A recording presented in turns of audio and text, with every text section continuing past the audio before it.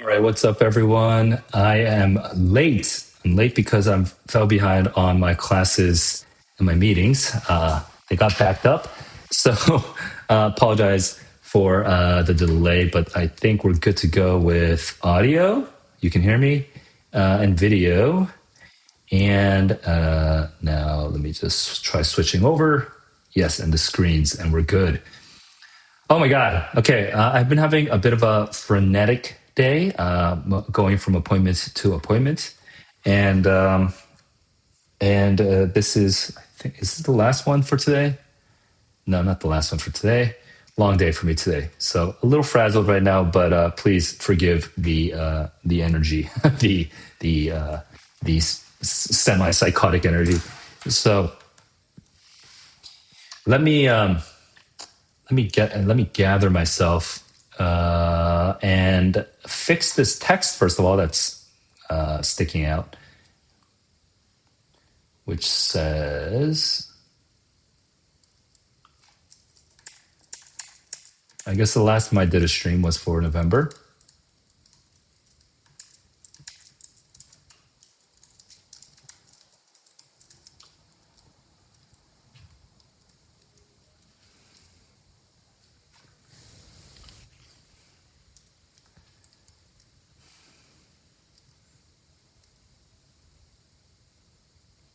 Okay, hey, what's up, Phenom,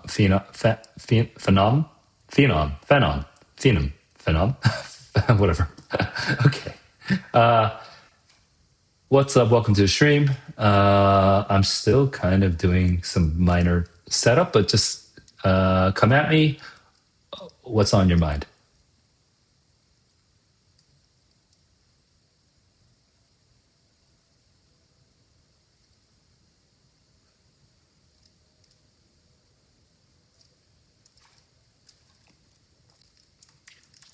Target score and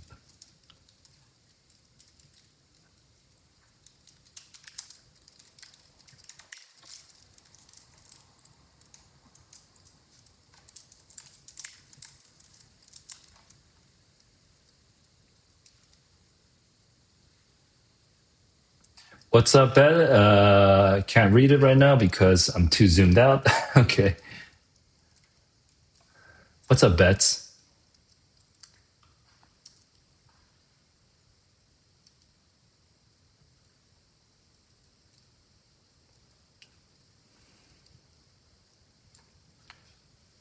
All right. So now I have this little question that should be popped over here. Basically, I'm asking what your target reading writing score is and what your recent reading writing scores are.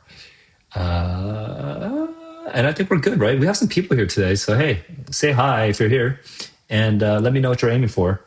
Uh, and and if you have any tips on how to study, go ahead and share them in chat.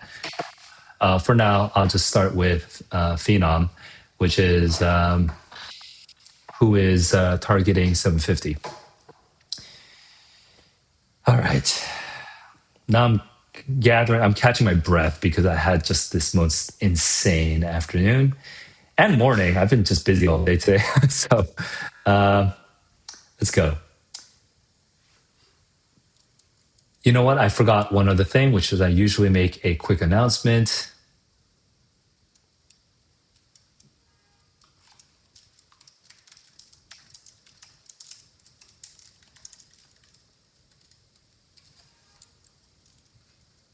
Okay. And I made my announcement in Discord. So Phenom is targeting 750, and I have no context on that right now. So all I can say with 750, generally speaking, is if you are aiming for a 750, you are using, if you have seen my streams and you're trying to emulate, the way I solve the test, the most important thing is to remind yourself that you don't need to get every question right. Okay? You don't need to get every question right. You should be gleefully sacrificing 5 questions in module 2, okay? So that you can move on quickly. And then when you finish module 2, you should have 5 or more minutes left, Okay, for students that I tutor or teach in group classes, many of them have more than 5 minutes left at the end of module two, and then you can go back and start recovering some of those harder questions one question at a time. Okay, so you don't want to you don't want to like panic because of like two or three hard vocab questions in a row, or you don't want to panic because of like three hard evidence questions in a row. Don't do that. You want to sacrifice them initially so that you can actually take stock uh, of yourself after finishing all 27 questions. Now I'm seeing Bets is saying, what's Bet saying? I'm zooming in so I can read it because I'm in a new environment. I don't know if you guys are, if any of you are older viewers, but yeah, new environment. I'm in LA now, and now my monitor is so far I can't. God, I need to zoom. I'm like squinting, like what? You told me this in Discord, Bets. I actually don't know your Discord handle, so I don't know who you are, but you got a 1430, 640 reading writing, then 580, 580 reading writing. Okay, so, and you're not sure whether to retake. And one thing that's actually really important for me to say one way or the other is to know, I really need to know whether you're a junior or a senior or something else, because that changes the conversation quite a lot. For example, if you are a senior, it's already quite late for, wait, I lost track. You need your scores already, right? You already need the scores for, at least for early. So you're actually quite late if you're a senior. You already completed your earlies. So yeah, that's interesting. If you're QuestBridge, and if you're like the typical QuestBridge scholar, and you have like certain disadvantages, economic disadvantages on your side. A lot of times, you're not. I don't know. Maybe you have like amazing ECs and stuff, but a lot of times you don't have access to the same quality of ECs at your school that you would have if you were in a more privileged or more well-off school district, or like a more well-off school environment. So sometimes it's really your scores that kind of speak for you. But not all QuestBridge scholars are from the same. Like, it's not generalizable. It's like you guys come from very, very, very different situations.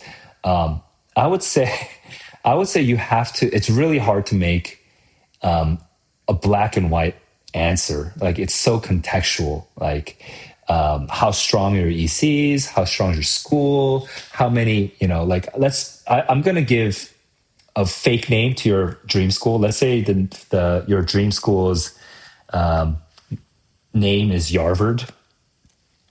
So you're trying to go to Yarvard, and your school has literally never sent any students ever in the entire history of your school to Yarvard, or to any of its peer institutions, right? Like, in that situation, like a test score is like really useful, like really, really, really useful, because that test score helps to sort of like break, like it takes a more objective measurabilities, because that school has literally never sent any students to Yarvard. That Yarvard doesn't have in its database like a measuring stick for you, right? Because your GPA of 4.3 or your GPA of 3.9 doesn't mean anything to them yet, right? They don't have a measuring stick yet. So that the best measuring stick in this case would be a standardized test, in which case it becomes a very black and white answer. You definitely need to take the SAT. But flip side, maybe your school has sent. Maybe Yarvard has already seen 100 students from your school. Like, in that case, maybe the GPA might do a lot more than your test scores, right? It's very contextual. It depends on your situation. So yeah, I'm not a good college consultant. It's not my job. I don't think about colleges. I don't think about admissions rates. I don't think about the strategy for getting into college. I'm a pure reading and writing person, man. I love English, and I love teaching English, and I'm a teacher of the language and of rhetoric and of argumentation and of creative writing. That's what I do. So I'm not the best person to ask about whether to take the SAT again or not. All I can say is there's a lot of factors that go into it, and if you are, and what you should do is you should measure your confidence in your overall application package, and then you should ask yourself, if I want to take my confidence from like 70 to 80, what's the least costly way of boosting my confidence in my overall application package.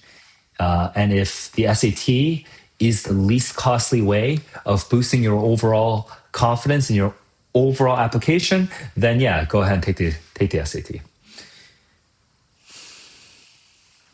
Now I'm gonna swing back around to some other chats if there are any other chats, but it looks like Phenom is asking briefly about about resources, I think, but that's not really a question, so I can't tell if that's a question. All I can say is, hey, be resourceful, find the resources that are out there, and uh, and be aware that sometimes the answer keys are made up by people that are dumber than you. Okay, so sometimes there's some sketchy resources that are out there, and I do not condone the use of sketchy resources. I do not condone the use of sketchy resources. That's the end of that. All right, so no other questions from anyone else in chat. So back to bets. But hey, if you are here and you have some questions on your mind, just go ahead and shoot. Now I'm looking at bets saying your main EC is math research. Oh, nice. Okay. I mean, but yeah, I mean, since there's no one else, I'm gonna put on the college consultant hat. But again, I need to tell you, I'm putting on this college consultant hat, and it looks stupid because I am not a college consultant, and this is not my area. This is not my specialty. I do not focus on college consulting, and it's literally one of the things I hate in this world. College consulting, like I really, philosophically, I am anti-college consulting, but I'm putting the hat on because you're here. I'm going to try to be helpful, okay? But here we go. With my stupid hat on, my question to you is, overall, on a scale of, please tell me your dream school, and please tell me one. What do you call it? What's the word for there's the reach schools, and then what's target? Is it target school? Yeah, give me one target school, okay? One realistic school that you can get in, and then one safety school. Now, you don't have to give me real schools. If you want to anonymize yourself a little bit, it's fine to give me fake schools or whatever. But I want some actual. I want you to actually think about what the reach, the target, and the safety is. Okay. Once you have that, and maybe you're not going to share it, I don't know. Once you have that, then ask yourself on a scale of 0 to 10, you've already submitted your earlies, right? So you have a good picture of your entire application. On a scale of 0 to 10, how confident are you that you're going to get into your safety school? How confident are you that you're going to get into your target school? And how confident are you that you're going to get into your reach school? Okay, after that, now let's quickly ask,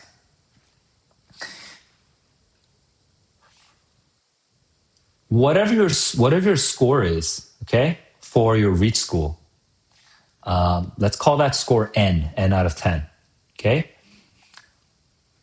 What is N plus 1 out of 10 for your reach school?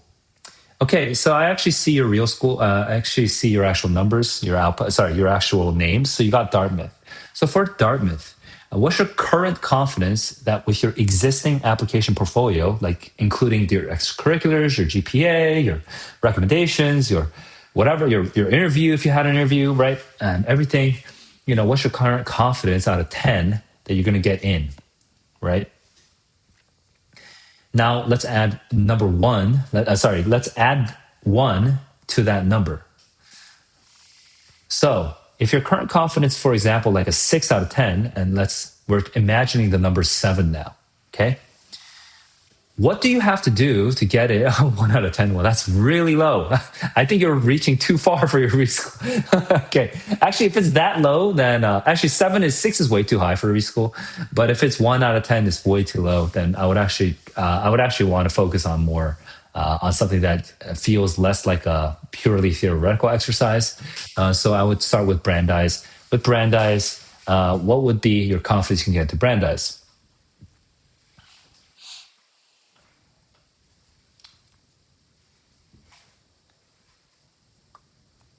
I mean, that's a statistical fact, but now we probably I don't want to get drawn into that particular conversation, but there is a whole rant that I have about statistics on YouTube, about how people use the statistics to try to inform their application when actually it's the other way around.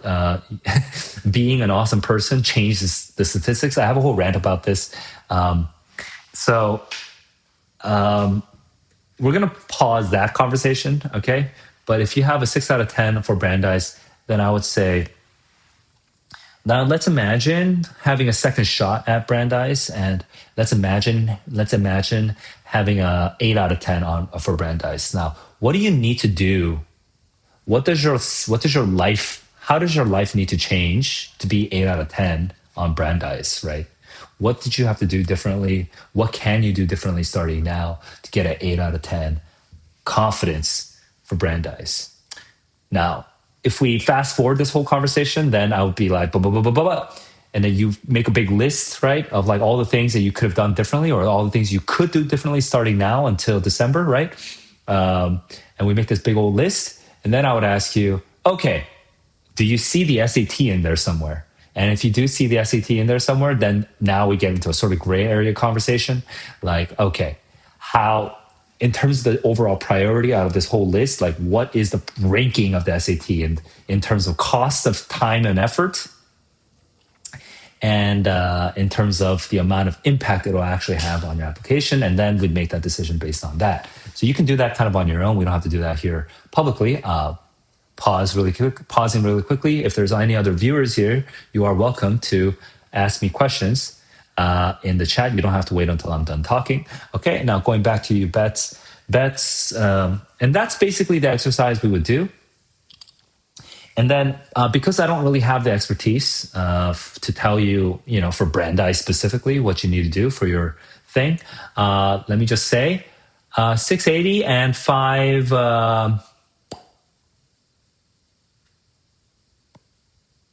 Wait, where is it? 580? 680 and 580 don't seem like the strongest, especially since you got a 1240 in October, but it seems like you panicked. It seems like you panicked. As an SAT teacher, I would say something like,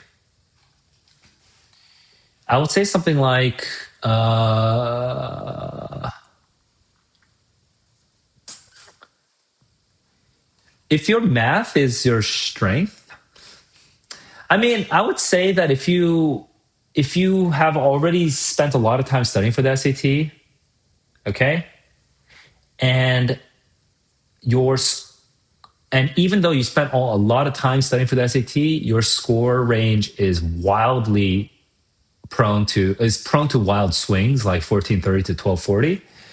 It means that you probably have quite crappy test taking mechanics that you crumble under pressure. And so, if that's the case, then the question really is how hard is it for you, or how easy is it for you to change your test taking mechanics? And if you've literally never heard of predictive match and you've literally never seen one of my streams before where I actually just predict the answers all the time, you might want to just watch my stream and then try another practice test trying to copy me. Because if you might find that just trying to copy me on those streams instantly stabilizes your SAT test taking mechanics. And if you're seeing like an instant improvement in your SAT test taking mechanics, then maybe you don't really need to study that hard or prep that much harder. You can just take the December SAT or the November SAT if you've already registered. You can just take it, right? You can just do it with low effort. But yeah, I mean, there's so many factors that are at play.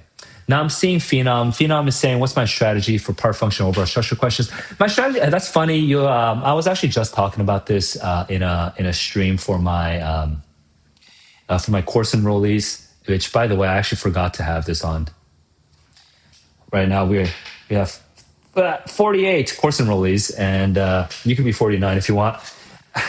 So I was on a private stream for my course enrollees, and we were discussing this in detail. But the sort of general strategy for part function questions is to treat it like an overall structural question first. Okay, a lot of times, especially for the harder ones. Okay, for the easier ones, you can kind of use whatever tips are already out there. But for the harder part function questions, the reason you're getting it wrong is because you're being too narrowly focused on just the underlying portion and just the line above and just the line below. You're not seeing the overall structure, and that's actually messing up your part function questions. Okay, so the first tip for part function questions is to treat it like an overall structure question. But then that leads to your second question, which is, what is the strategy for overall structure questions? Well, the strategy for the overall structure questions is to identify transitions without the help of the answer choices, okay? Just read the passage slowly and identify the transitions where you would usually put a transition word, or where you would usually put some sort of like conjunction, or you could separate it into a new paragraph. Just identify those transitions. In my course, I call it triangle the transitions, where I have the students print out the exercises, and then they draw the triangles directly on the parts where they would enter a new paragraph or add a new transition word or whatever, right? But that's where you're looking for moments in the passage where there are transitions. And for any given passage, there can be, anywhere between 1 through 5 transitions, right? Even more if it's like super technical. Although it's very rare for there to be more than 5. But there's no right answer for any given passage. But there are right thoughts to have. Like, you should be able to have, whenever you draw a triangle for a transition, you should be able to have a reason why that triangle belongs there.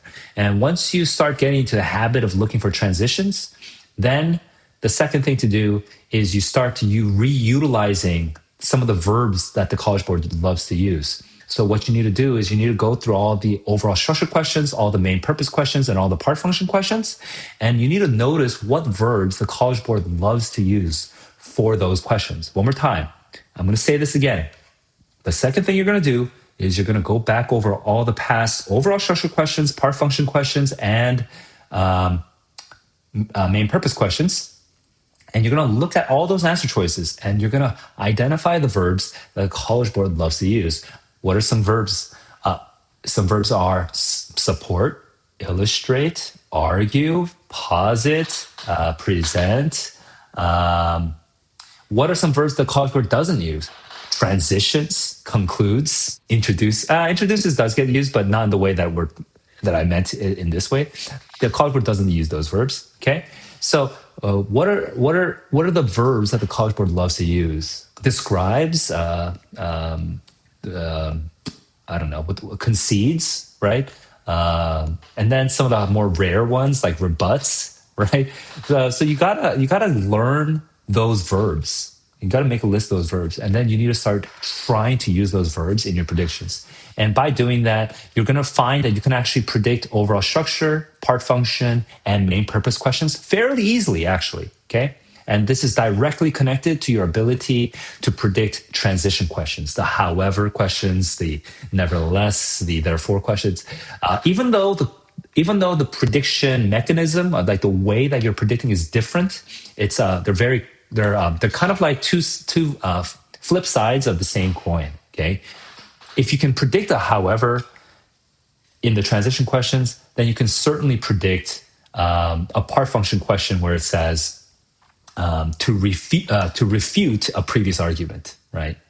So it'll say something like, scholars believe that a fossil containing this one element is from the X era. However, the traces of that element were attributed to a source from the Y era. Okay, so your prediction for a transition question would be however, but then you take that and then recontextualize that as a part function question, and then the question is actually about the however sentence, right? However, scholars have attributed the elements in that fossil to the Y era. Then you would predict something like, oh, to present counter evidence against the supposition of the previous scholars or whatever, and then that would be your prediction. So transition questions is kind of the baby level, and then the sort of toddler level is overall structure, and then a part function is like, well, that's also toddler level, but then main purpose is slightly harder. That's more like adolescent level, and you kind of like grow your way up through those question types. Okay. But yeah, go ahead and study up on those verbs that the College Board loves to use. Okay. Just like how you probably studied up on the adverbs, like the howevers and the nevertheless and the in facts, right? Do the same thing, but do it for the verbs in those question types. Okay. So I'm looking at bets. I'm looking at new users. So I'll go back to new users since we have a new chat here. Would I say that studying for the math or reading section has a better return on investment in terms of the score? I'm going to say for you, given the way that you asked that question, you literally said return on investment. I would say probably math, and yeah, I think I agree that you should scrap reading because you have a pretty solid reading score, but you are the kind of person that uses the word return on investment. So you probably are not awful at math, and you just need to just need to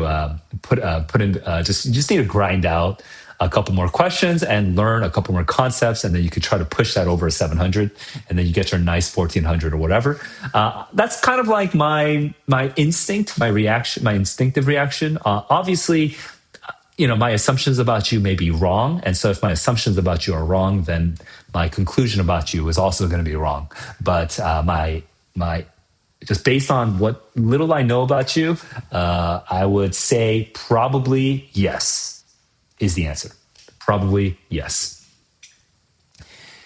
All right, let's see. I have about 10 more minutes or so before I just poop out. So, hey, if you have any questions, any further questions, let me know. But let me just while I'm waiting for you guys to ask more questions, let me just do a quick little mini rant on how you should and should not be preparing for the 1 week until the November SAT. Okay. I didn't actually prepare anything. I had a rough idea in my head 1 hour ago about what I was going to talk about on this stream. And I forgot it. I forgot it because I was talking for 40 minutes, for like 30 minutes straight. Okay, so let me try to remind myself of the thing that I wanted to talk about. There is 1 week left until the November SAT. And how can you be strategic with the time that you have left?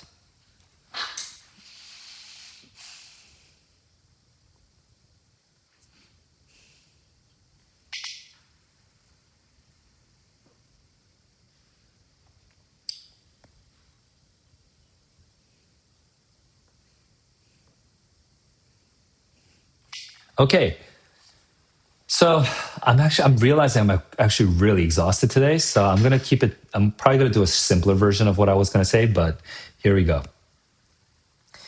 There is 1 week left until the November SAT. How can you maximize the returns on the time you spend practicing between now and Saturday? The first thing is going to be kind of the boring thing, but I have to say it because some of you guys are really awful at it, which is to take care of your health. Okay, it is November. You could get it. The flu might be going around. It's getting cold. Take care of your health. Get sleep. Okay. And try to have as regular of a sleep pattern as possible. I know it's not always realistic, but try to make it as regular as possible. Take care of yourselves.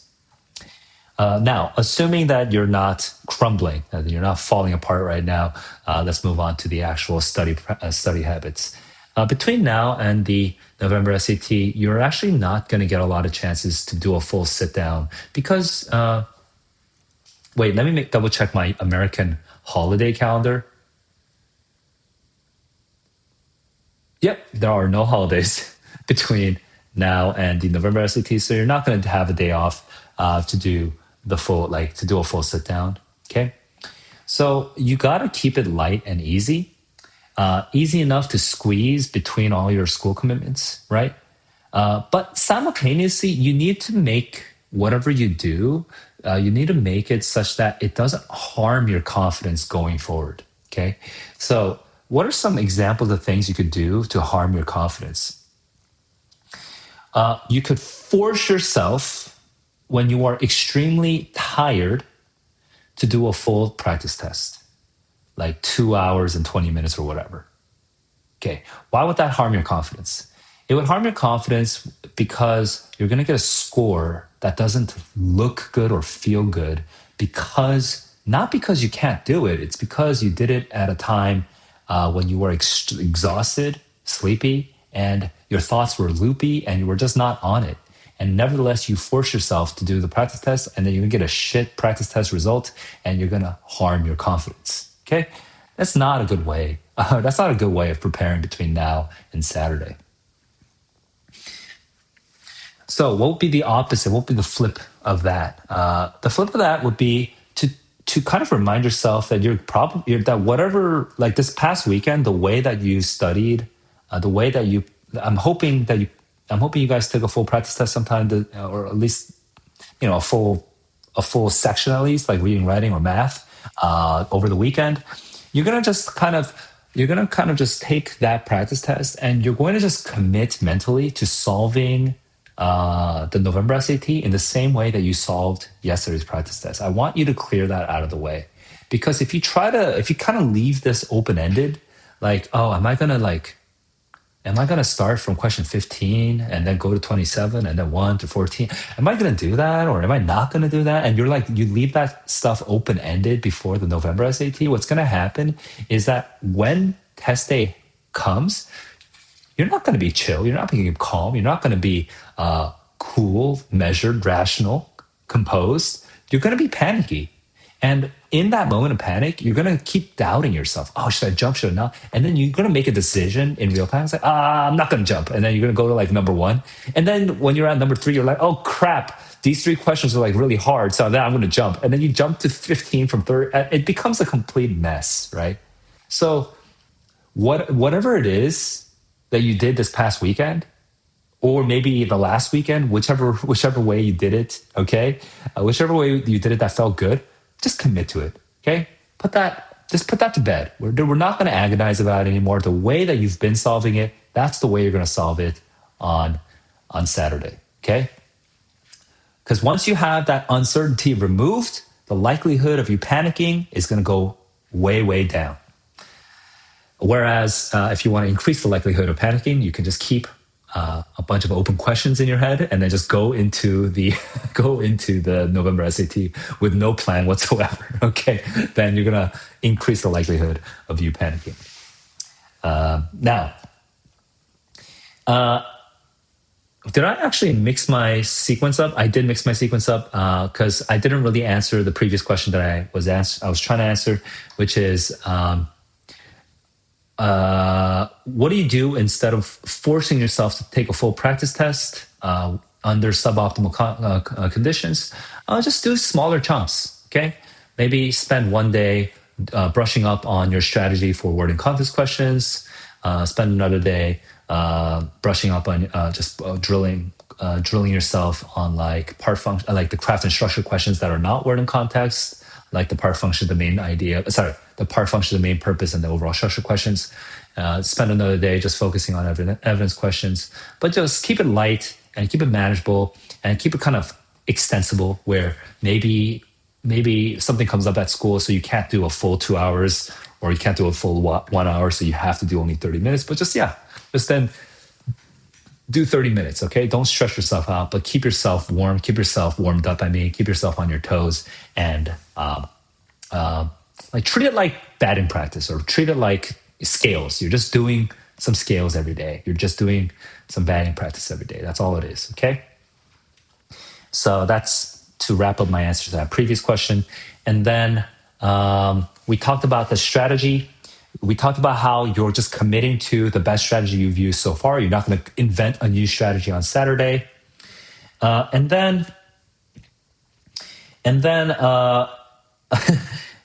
and then, hang on, give me a sec.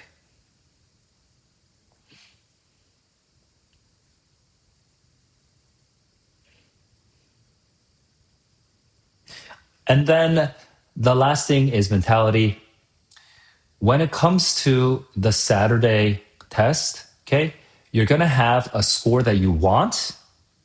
Okay, I'm just going to make a random number. Let's say the score that you want is a 700. You're going to have a score that you're confident you can get. Like, let's say that's 660. You're confident you can get a 660. And we're going to take those numbers, okay, 660, 700, and we're going to do a quick mental math exercise that can help you orient yourself for test day. How many questions can you get wrong and still get a 700? How many questions can you get wrong and still get a 660? Think about it for a sec.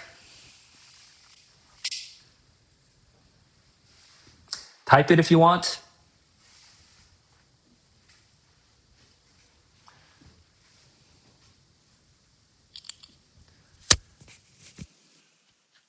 Okay. This is not end all be all. It depends on the difficulty of the. It depends on the difficulty of the test. Okay. It also depends on the difficulty of the questions you're getting wrong. The questions you're getting wrong. But let's say this is an average difficulty test. Okay. And you're only getting the hardest questions wrong. That there's no easy questions that you're also getting wrong. Okay. You're only getting the hardest questions wrong. In that case, I would say give or take 9 questions wrong for 700, okay? And give or take 15 questions wrong, okay, for 650. Give or take. Okay. 9, 15. Now, let's start with that 15 number. And Betts is being a little bit more conservative, which is fine if it's an easier question.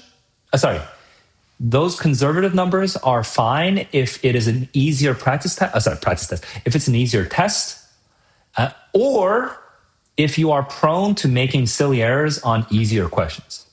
If you're prone to making silly errors on easy questions, those conservative numbers are fine. If you are disciplined and you tend to only get the harder questions wrong, then you don't have to be that conservative. You can actually get 15 questions wrong and still get a 650. Sometimes more than 15. Okay, so let's take those numbers, 9 and 15, and let's take the larger number 15. All right, the first milestone.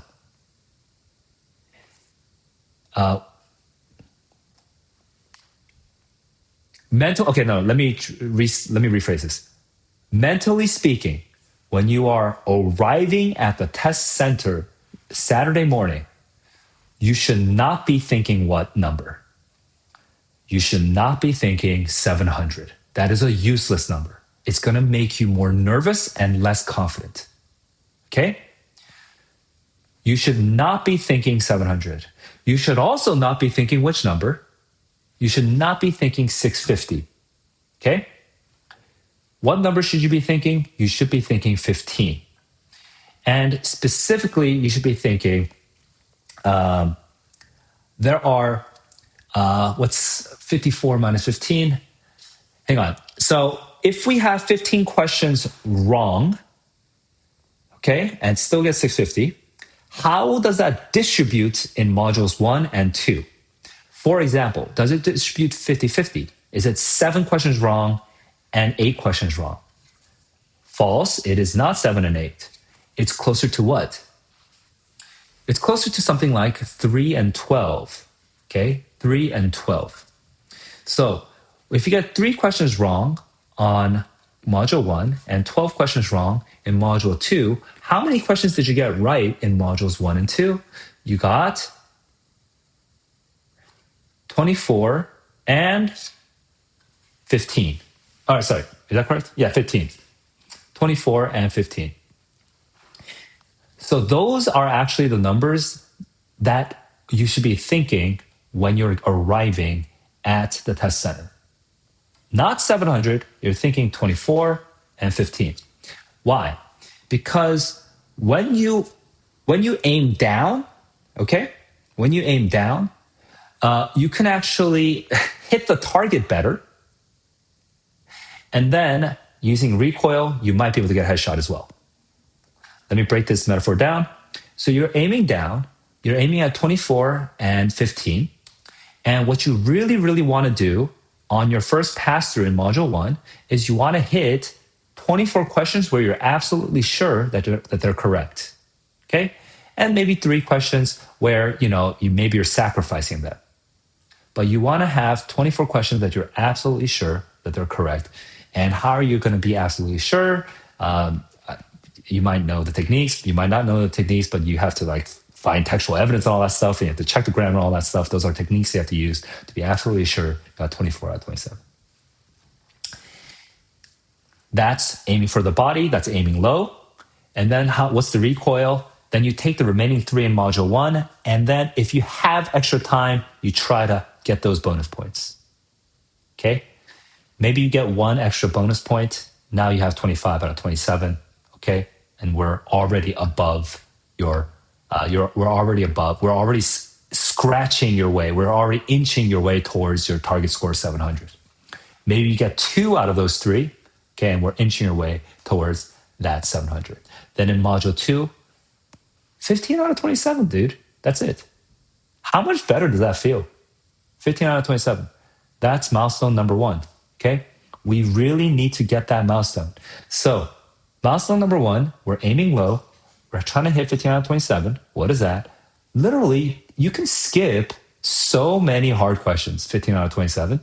Out of the first 5 questions, there's going to be some insane vocabulary, and you're just not going to understand them. Skip them. It's okay.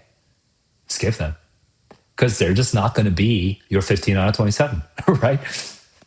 That's -1, -2. Okay, I'm skipping, right? You're skipping them. Then there's going to be a manageable vocab question. Yeah, get that. That's 1 out of 15. So that's a 1 out of 15. Then there's going to be some 50-50-ish question, but you can't really get it. All right, just make a guess, move on. All right, so now we still have 1 out of 15, and we're done with 4 vocab questions. That might feel kind of terrible at first, but we're only aiming at 15. And guess what? There's going to be a lot of grammar questions at the end. So just hold on. Just hold on. Just push forward, keep moving quickly, and get your 15. Then you're going to go through some of those kind of medium difficulty reading questions. All right. And yes, they take time, but you're going to be able to stack them up. You're going to start getting 2, 3, 4, 5. 5 from the reading section. Okay. 5 out of, so in the reading section, there's about 15 questions, and they are really, really hard, right? Well, you're going to be able to get maybe 5 or 6 of them confidently correct, right? So yeah, just get your 5 or 6 out of 15 right there. Then keep moving on. Don't cling on to them. Just keep moving on. And you're going to hit the writing section. And then writing section, that's about 12 questions. You should be able to get about 10, maybe more, 10 of those 12 questions with high confidence, right? Just get 10 out of those 12 questions with high confidence. Now you're already at 15. Now you're already at 15 out of 27, and you have hit your milestone. Congratulations. You can fucking pat yourself on the back. You can look at your friend in the corner and just send them an invisible high five. Now you're done with your first milestone.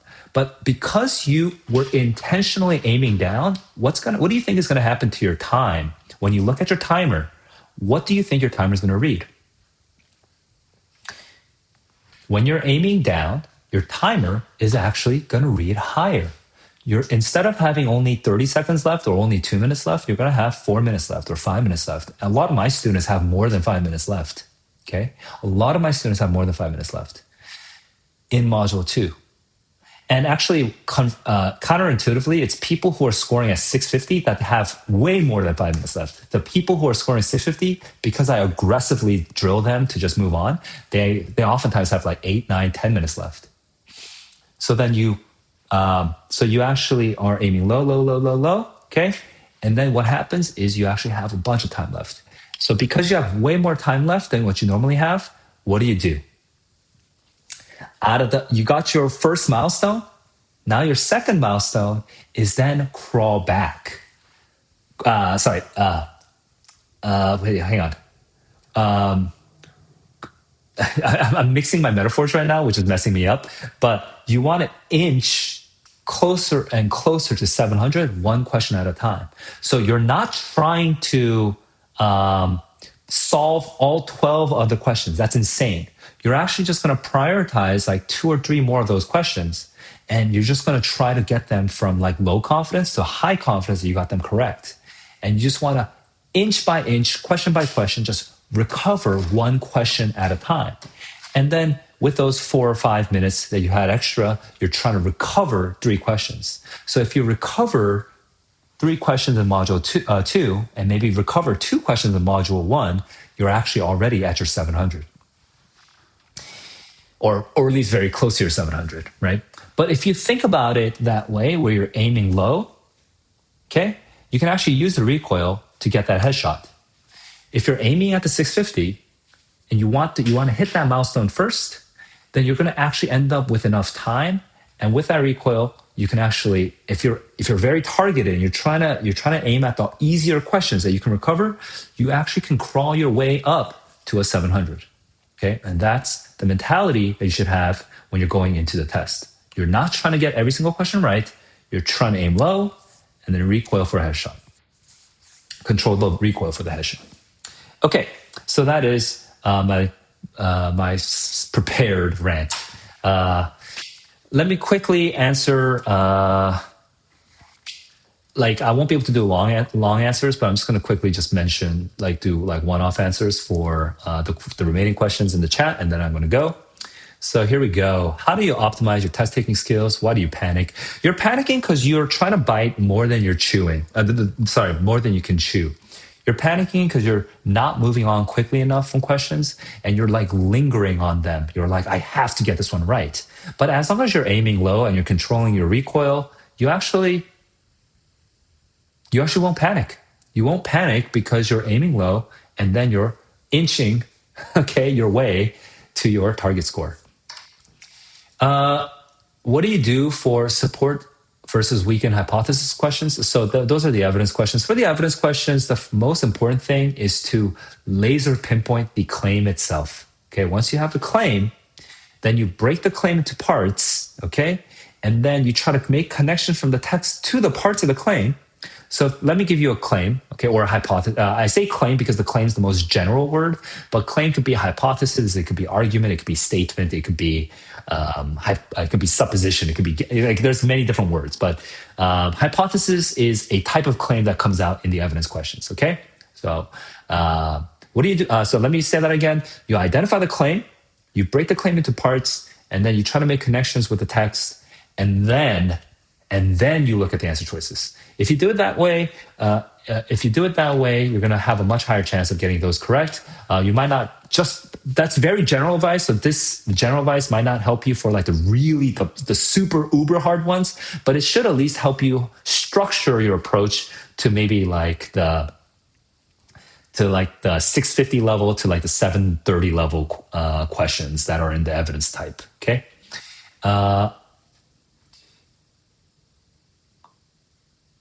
Let's see. You actually don't do very well on the grammar and So if you don't do well on the writing half of the test, that actually puts you into a pretty unique, not super unique actually. It's pretty typical of self-study or people who are good at who just read a lot of books. You actually should spend some time focusing specifically on grammar, not just grinding a lot of questions. Because a lot of times when you grind questions, you start getting more confused because you're not sure why the answers are right. You have to really drill down into the concepts behind what makes a right answer choice right. Stop relying on those stupid little tricks like, oh, if there's a semicolon and a period, just eliminate them. Because that's not a reason why A is right. Okay? Figure out the actual reason why the right answer is right and why the wrong answer is wrong. And do not relent until you actually figure out the reasons, the grammatical reasons. And once you understand the grammatical reasons, then you move on. Okay? Because you can't just grind 1,000 questions and hope that it's just like stochastically, right? Just like the correct pattern recognition just happens in your head, because it might not. All right, and then we have new users' final question. The final question is it a better strategy to do? No, it's not a better strategy. Actually, if you want the real hard truth, I personally think is a better strategy to go from 1 through 27. But the best strategy is whatever you're comfortable with, because we only have 1 week left. There's no purpose in switching to an uncomfortable strategy just because some dude on YouTube told you it's a better strategy. Now, I have reasons for believing why a particular strategy is better than another strategy, okay? But you don't have the time to learn all those reasons and to practice all the techniques and the habits that will help you make that better strategy work for you, okay? So basically, disregard what I'm saying. The better strategy is whatever feels more comfortable for you right now, okay? You don't have a lot of time to change your strategy. So that is my quick fire answers to your questions, guys. So if this stream was helpful, please hit the where's my hand? Please hit the like button down here. And if you want more SAT stuff, that's the subscription button somewhere over here, or whatever. And if you are curious about the course, I have a course that goes in detail on how to solve the same way that I solve the SAT in my streams, with more detailed breakdowns of like how to do it, like what techniques I'm actually using, because they're happening really fast and they're all happening in my head on my streams, but I can actually visually show you, like, and on paper I can give you exercises of how to do the same things that I'm doing in my head. You can actually practice it on paper first and then try to build up those same habits so that you can also do it in your head the same way that I'm doing it. So I have a bunch of exercises for you in the course. And the course is in active development right now. I'm going to add another lesson on time management in the upcoming week. And then I'm going to add some more lessons on more question-specific strategies in the upcoming month. So if you are studying for the December SAT, I don't think it's too late to sign up for the course, because I think there's going to be a lot of stuff that you can learn on how to approach the questions. Okay, so that's the course. We have 48 people total enrolled now. So, and testimonials, by the way. Testimonials you can find on Discord. All right, guys. So I'll see you guys in the next one. Until then, keep on learning, keep on growing. And if there were any questions that I couldn't cover, you can just come into the Discord server and chat with the community. I always check Discord when I can. All right, guys. Take care. Peace out.